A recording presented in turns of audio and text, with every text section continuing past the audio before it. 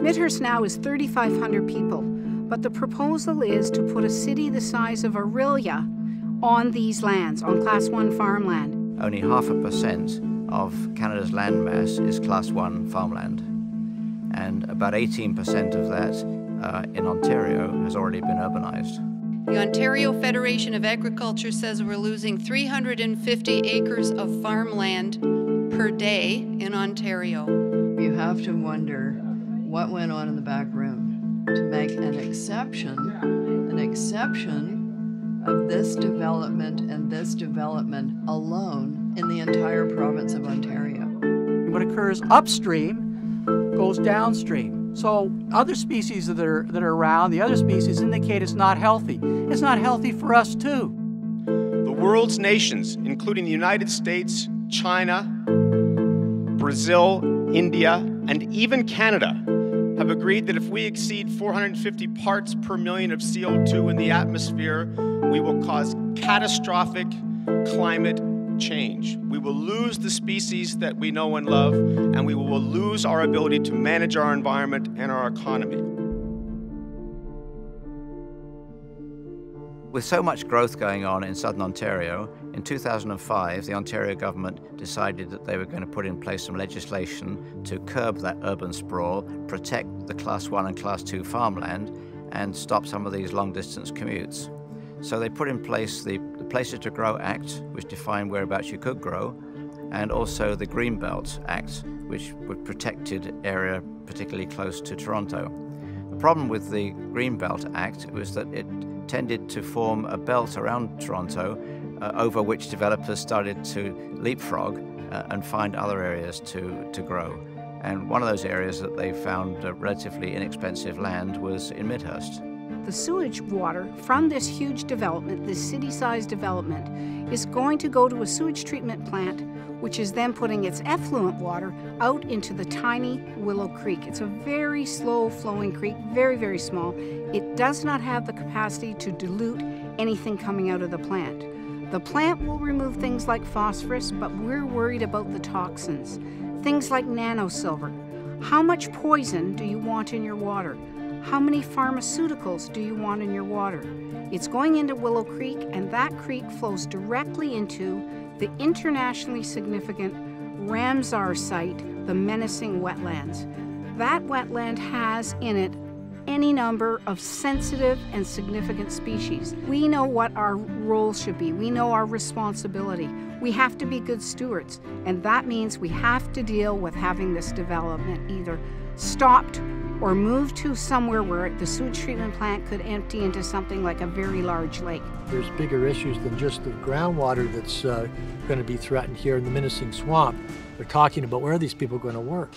And think about it, you're going to have 30,000 people here. Ostensibly 20,000 of them will be wanting to work someplace. They're going to have to commute. And as you say, it means more asphalt and more carbon and more to and fro and more hoo-ha.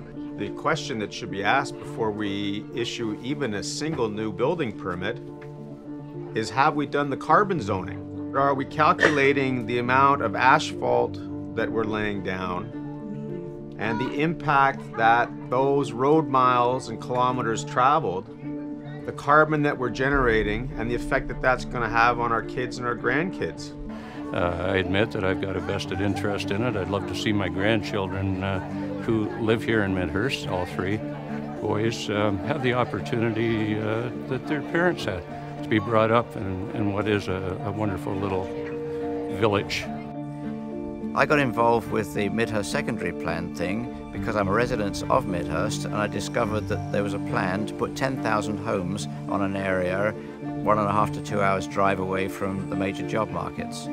And I thought that seemed to be strange, so I dug into it a bit more and found out that it seemed to be completely illegal. So further research indicated that the county had actually shut the plan down as well on the basis that it was illegal. But then in October of 2011, for some strange reason, the staff at the county wrote a letter to the Springwater Township saying that the Midhurst secondary plan had been amended, was now compliant with provincial policy, and recommending that the county councillors approve it. And on the same day, in October of 2011, the councillors approved the Midhurst secondary plan during a 2-hour meeting with 24 items on the agenda and no debate whatsoever about this huge plan. The province realized that something strange was happening in the county, and they wrote to the county telling them that they were going to appeal this decision to the Ontario Municipal Board because the plan did not comply with provincial policy. In fact, the provincial policy statement or the growth plan or any of the provincial policies. But then, amazingly, 3 months later, the province, under the auspices of the Ministry of Infrastructure, made a special rule to allow the Midhurst secondary plan. And that's really the issue that we're fighting today. One of the biggest factors is the size change. We're talking about a village of 3,500 people, Midhurst, going to a city the size of Aurelia, over 30,000 people. We expect it to grow. Nobody's denying that. It's the rate at which this is being presented that is offensive. We're quite familiar with the changes that have gone on, and there's good changes and there's bad changes. Not all change is bad, but also not all change is good. This is premature by any sense of planning. It's a premature development. It shouldn't be approved.